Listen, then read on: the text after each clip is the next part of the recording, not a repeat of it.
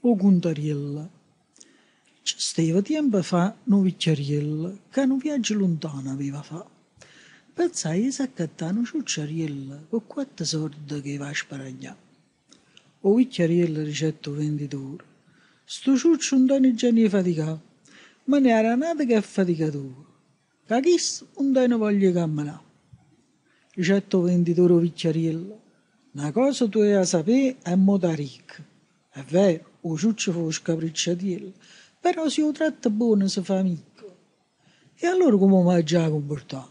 O vecchio socchiedeva, giustamente. Ti spiego molto come ci ha parlato. Fa come ti righi esattamente. Non guardare se sto ciuccio per muscia. Tu dici a sa fatica a cominciare e poi che ti passano un paio di cosce quando hai deciso che ti vuoi fermare. O vecchiariello mo era assai contento, ricetta a sa fatica e trottoleava. Si camminava con chi sta davanti, convinta era che subito arrivava.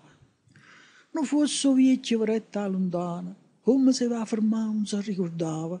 Non ci stava una palla da una mano, io ciuccio correva e non si fermava. Stava quasi in do fosse che all'occaia, che ti possono a tempo alle cosce. A sti parole lo ciuccio si fermava, tremava all'erta in coppia di zampe flosce. O vecchia si sentette sollevata, che era scampata alla morte capetta.